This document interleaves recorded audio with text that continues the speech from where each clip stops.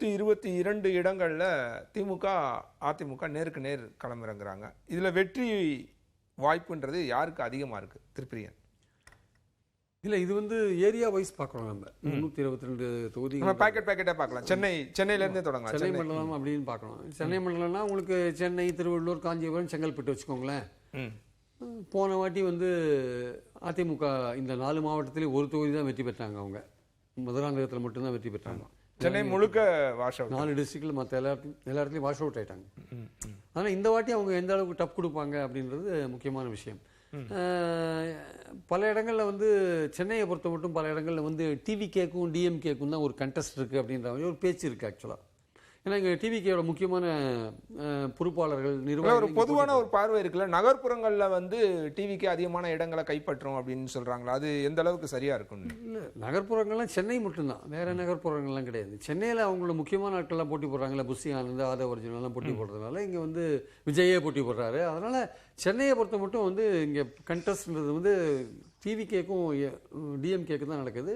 அதிமுகவே பல இடங்களில் 3வது இடத்துல தான் இருக்குது சென்னையில். இது கிட்டத்தட்ட இந்த செங்கல்பட்டு இங்கெல்லாம் பார்த்தீங்கன்னா, காஞ்சிபுரம், இங்கே திருவள்ளூர்லாம் பார்த்தீங்கன்னா போட்டின்றது திமுகவுக்கும் அதிமுகவுக்குமான ஒரு போட்டியாக இருக்கிறதுக்கான வாய்ப்புகள் இருக்குது. இந்த மாவட்டங்கள்லாம் பார்த்தீங்கன்னா உங்களுக்கு இவர் இபிஎஸ் போன போதும் சரி, ஸ்டாலின் போன போதும் சரி, ஒரு நல்ல 2 பேருக்குமே ஒரு நல்ல க்ரௌடு ஸோ 2 பேருமே பிரச்சார ரீதியில் பார்க்கும்போது அவங்க ஓரளவுக்கு எல்லா ஏரியாவும் கவர் பண்ணிட்டு தான் போகிறாங்க. அந்த அளவுக்கு விஜய் ஒன்றும் கவர் பண்ணுற மாதிரி தெரியல. பட் விஜய்க்கு ஒரு செல்வாக்கு இருக்கிறத நம்ம பார்க்குறோம் நம்ம. ஸோ நான் சொல்கிற இந்த மாவட்டங்களை பொறுத்த மட்டும் இந்த வாட்டியும் திமுக ஸ்ட்ராங்காக தான் இருக்குது. திமுக அதிமுக போட்டியில் திமுக ஸ்ட்ராங்காக தான் இருக்குன்றது பொதுவாக சென்னை மண்டலத்தை பொறுத்த நம்ம சென்னை மண்டலத்தை பொறுத்த மட்டும் திமுக ஸ்ட்ராங்காக தான் இருக்குன்னு சொல்கிறாங்க. அதில் எந்த விதமான பிரச்சனையும் இல்லை. அவங்க தான் லீடிங்கில் வருவாங்க அப்படின்றாங்க. எஸ், அரவிந்த் குணசேகர், உங்களுடைய பார்வை என்ன? நானும் இதுதான், நான் பிரியன் சார் சொன்னது தான் சொல்றேன். ரீஜன் வைஸா தான் நம்ம இதை பிரிச்சு பார்க்கணும். திமுக அதிமுக 122 இடங்கள்ல நேரடி போட்டி போடுகிறார்கள். இல்ல யார் அதிகமான இடங்களில் வெற்றி பெறுகிறார்களோ அவர்கள் தான் ஆட்சி அமைக்க முடியும். ஏன்னா டைரக்ட் கான்டாக்ட்ல 122 சீட்ஸ் இருக்கிறங்காட்டி இதுதான் டைரக்ட் இதுதான் டிசைடிங் ஃபேக்டரா இருக்க போகிறது. அது சென்னை ரீஜன்ல இன்னமும் போட்டி பிரியன்சா சொன்ன மாதிரி திமுக விசஸ் தாவேகா என்ற மாதிரி தான் இருக்கிறது. எங்கெங்கெல்லாம் அர்பன் செக்டர் இருக்கோ, அர்பன் பாப்புலேஷன் அதிகமாக இருக்கக்கூடிய அனைத்து இடங்கள்லையும் விஜய்க்கு கணிசமான ஆதரவு இருப்பதாக தெரிகிறது. ஸோ அதிமுக அந்த இளைஞர்கள் மத்தியிலையும் அந்த வாக்காளர்கள் மத்தியிலும் அதிமுகவுக்கான செல்வாக்கு குறைந்து வருவதை நம்மால் பார்க்க முடிகிறது. எனவே இந்த 122 எத்தனை அர்பன் சீட் இருக்கோ அங்க ஒரு கான்டெஸ்ட்ல அதிமுக சற்று பின்தங்கி குறைந்து வருகிறதா? மீட்டெடுக்க குறைந்து வருகிறது.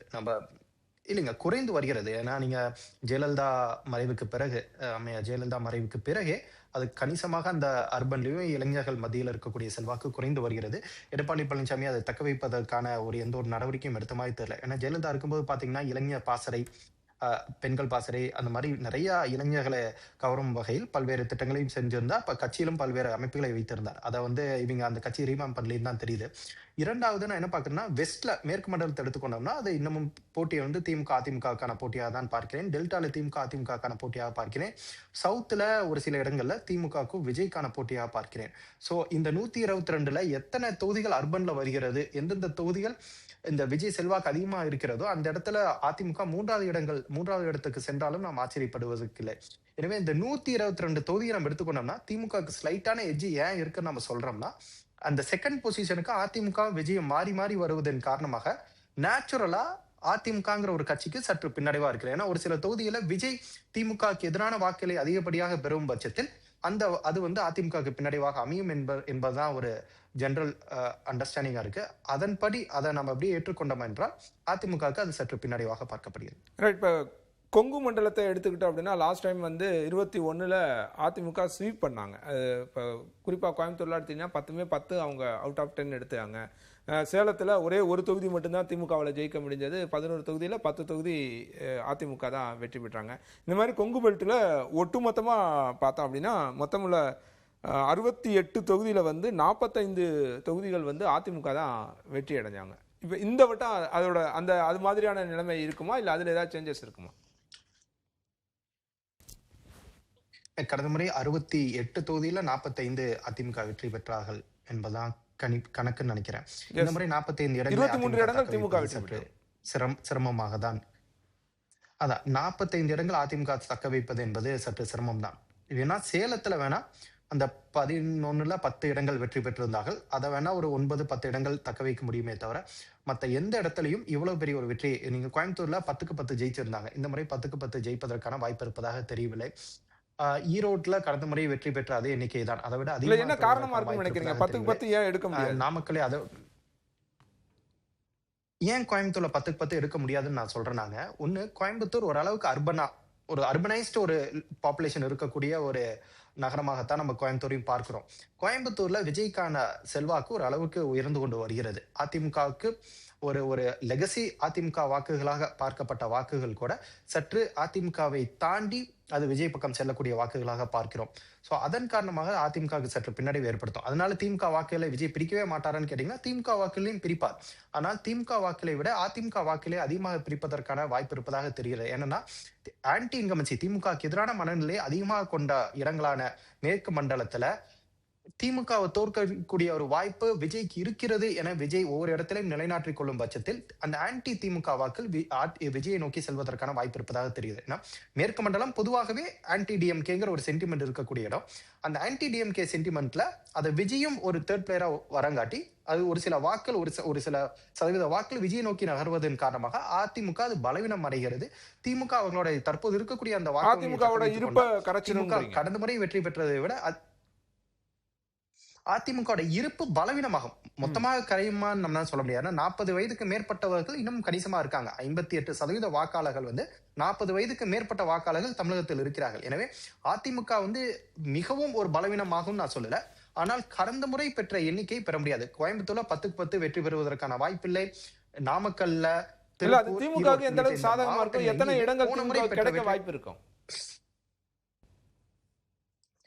நம்பர்ஸ் வரைக்கும் நம்ம சர்வே ஏதாச்சும் ஒரு கிரெடிபிளான ஒரு சர்வே பார்த்தாதான் தெரியும். பட் ஏன்னா நம்ம யார் கையிலுமே நம்ம சர்வே உத்தேசமா பட் கடந்த முறை ஒரு இடங்கள் கூட உத்தேசமா எனக்கு கோயம்புத்தூர் நம்ம கோயம்புத்தூர்ல இருந்து பேசுமா. கடந்த முறை கோயம்புத்தூர்ல 10க்கு 10 வெற்றி பெற்றிருந்தார்கள் அதிமுக. இந்த முறை சரிபாதியாக பிரிவதற்கான வாய்ப்பு இருக்கிறது. 5 இடங்கள் அதிமுகவும் 5 இடங்கள் திமுக வெற்றி பெறுவதற்கான வாய்ப்பு இருப்பதாக கூட எனக்கு தெரிகிறது. எனவே கோயம்புத்தூர் அப்படி இருக்கிறது.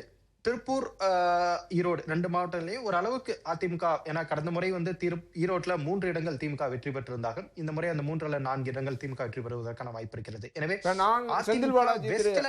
முதலமைச்சர் செந்தில் பாலாஜியோட நேர்காணல் நான் போறேன். கோயம்புத்தூர்ல வச்சு அவர்கிட்ட பேசும்போது அவர் சொல்றாரு, கடந்த முறையை விட அதிகமான இடங்களில் வெற்றி பெறுவோம், குறிப்பா கோயம்புத்தூரை ஸ்வீப் பண்ணுவோம், 10 இடங்களுமே நாங்க ஜெயிப்போம் அப்படின்னு சொல்றாரு. இன்னொரு பாயிண்ட் அடிஷனலா என்ன சொல்றாரு அப்படின்னா, கடந்த முறை இருந்த அந்த வாக்கு வித்தியாசம் மார்ஜினை இந்த விட்ட அதிகமான வாக்கு வித்தியாசத்தில் வெற்றி பெறுவோம் அப்படின்றாரு. இது எந்த அளவுக்கு சாத்தியம் நினைக்கிறீங்க?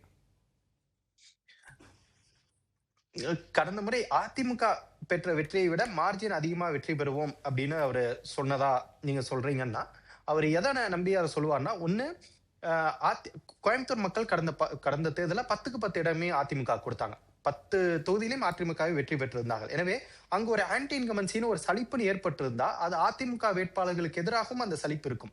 அதன் காரணமாகத்தான் இல்லை திமுகவை தோக்கடிக்கணும்னா இப்ப விஜய் ஒரு மாற்றாக இருக்கிறார், விஜய்க்கு ஒரு வாய்ப்பு கொடுக்கலாமே, கடந்த முறை அதிமுகவுக்கு 10க்கு வாய்ப்பு கொடுத்தோம், அப்படி இருந்தும் ஒன்றும் நடக்கல அப்படின்னு இருக்கக்கூடிய ஒரு சலிப்பான வாக்குகள் கூட விஜய் பக்கம் செல்ல வாய்ப்பு இருக்கிறது. எனவே அந்த வாக்குகள் பிரியும் பட்சத்தில் அதிமுக கடந்த முறை 40% வாக்குகள் பெற்றிருந்தார்களா, அதுல இருந்து ஒரு 10% வாக்குகளை மட்டும் விஜய் பிரித்தால் கூட திமுக அதே 38% இருந்தாங்கன்னா அது ஒரு மார்ஜின் ஒரு 6-7% மார்ஜின்ல திமுக வெற்றி பெறுவதற்கான வாய்ப்பு இருக்கும். அப்படியும் நான் 10க்கு 10 ஜெயிப்பாங்கன்னு சொல்ல முடியாதுங்க.